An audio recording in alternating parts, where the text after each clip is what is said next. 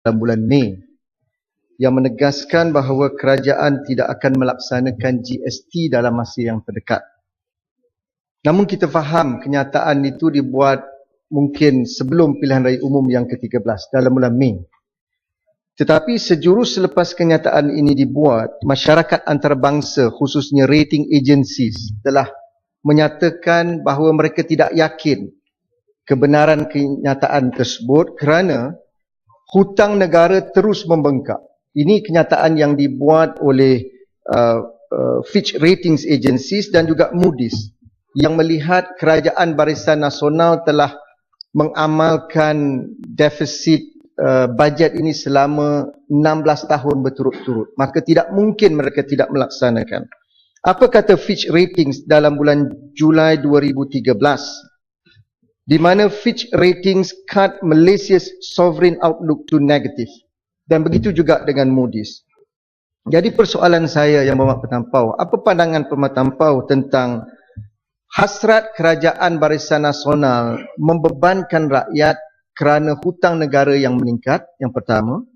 Yang kedua, kalau kita lihat daripada rekod yang ada, sama ada di Bank Negara atau di Kementerian Keuangan, apabila Pertampau diangkat menjadi Menteri Keuangan tahun 81, hutang negara pada ketika itu bernilai 98 bilion ringgit.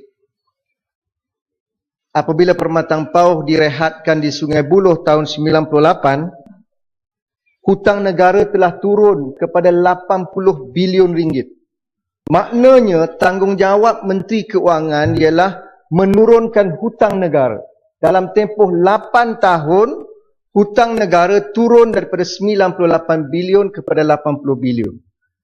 Malangnya sebaik sahaja Pertampau direhatkan tahun 98, hutang negara di bawah Dr. Mahathir meningkat kepada 200 bilion ringgit. Datang Tun Abdullah Badawi, hutang negara meningkat kepada hampir 300 bilion ringgit. Dan sekarang, hari ini hutang negara sudah meningkat 519 bilion ringgit. Di bawah Yang Berhormat Pekan.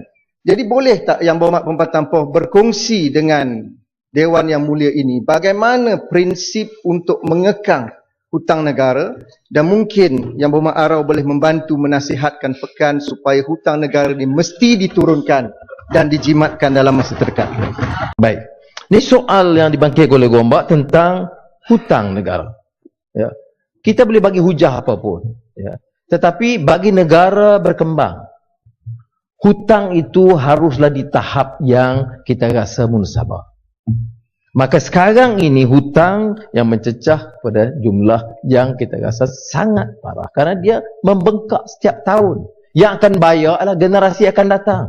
Anak muda harus bangkit, bantah bukan saja GST. Dan GST kami akan turun ke tiap negeri membantah pelaksanaannya habis-habisan. Saya nak bagi notis.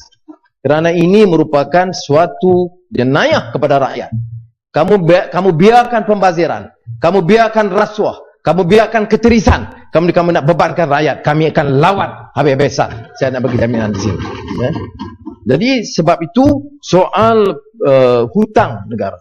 Dia tak disebut. Ya. Dalam tahun 90-an, bukan saja kita bayar semua hutang yang berhormat. Kita bayar yang disebut pra-pembayaran 12 bilion, dan ini rekod. Tidak ada banyak, mungkin satu negara lain saja yang pernah buat pra-pembayaran, prepayment, dan sebanyak kita bayar 12 bilion sebab kita ingat pesanan Nabi Allah Yusuf alaihissalam dalam Al-Quran, atau Joseph in the Bible, tentang 7 fat years untuk prepare for the 7 lean years. Tetapi sekarang ini sudah 16 lean years and they still consider themselves within the 7 fat years. Ini dikatakan state of denial. Ini state of denial dalam ekonomi. Dia tidak dapat menerima kenyataan keadaan ekonomi yang merosot sekarang. Maka sebagai kesimpulannya, saya ingin menjelaskan, mengulangi di sini. Kita tak boleh membicarakan ekonomi dari sudut angka pertumbuhan, perbekalan, tanpa melihat kerangka keseluruhannya pembangunan insan seutuhnya. Pakar ekonomi dan pemikir Indonesia Sujat Moko pernah menekankan dimensi manusiawi dalam pembangunan. Dalam istilah Islam, saya percaya Tuan Guru dari Marang dapat menjelaskan lebih baik tentang konsep karamah insaniyah itu sendiri. Jadi sekarang kalau kita bicarakan soal pertumbuhan, kemudian kita biarkan ada kesenjangan pendapatan di mana hidup rakyat itu merempat, dan golongan yang kaya itu kita bantu menjadi maha kaya melalui skim monopoli, tender, IPP, tanpa kesediaan merombak sedikit pun, maka ia melanggar satu prinsip dan kaedah basic dalam keadilan ekonomi atau economic justice. Bacalah John Rawls ke, Amartya Sen ke, Paul Krugman ke. Tidak ada pakar ekonomi, bukan saja pakar ekonomi Islam, pakar demi Barat sendiri pun sekarang yang nak mempertahankan konsep pembangunan, tetapi dalam masa yang sama menyebabkan dan membiarkan kesenjangan melebarnya pendapatan golongan maha kaya dan yang miskin. Oleh demikian, saya minta supaya Kementerian Keuangan, Menteri Keuangan khususnya, saya tidak pertikaikan dengan kementerian kerana saya tahu kementerian kadang-kadang pegawai dia bagi cadangan yang baik, tapi dalam kerangka politik. Mengapa orang yang sama kat saya dia bagi pandangan lebih baik, sekarang ni dia ikut jurus politik sampai membengkak utang. Dulu kalau nak utang sedikit, pegawai-pegawai kementerian atasan itu bagi tahu, jangan ya Muhammad, utang ni kan susah. Tetapi sekarang ini utang membengkak kerana political leadership. Sebab itu saya menekankan di sini soal pengurusan ekonomi itu yang berlandaskan pendirian politik kerajaan harus dirubah. Pembangunan mesti manusiawi. Pembangunan mesti menekankan keadilan. Pembangunan tidak boleh menyebabkan golongan kaya bertambah kaya dan terus mendera rakyat miskin. Pembangunan dalam keadaan sekarang tidak boleh menurunkan subsidi sebelum kita hentikan ketirisan dan bocor. Sekarang ini apa yang dilakukan ialah membatalkan subsidi berpuluh bilion ringgit dengan memberikan gambaran seolah kita baik dengan BRIM, tetapi kita tidak berani menyentuh sedikit pun ya, dengan berkesan soal rasuah, penyelewengan dan ketirisan yang begitu banyak berlaku. Memang benar, media yang mereka kuasai tidak akan menyentuh soal ketirisan.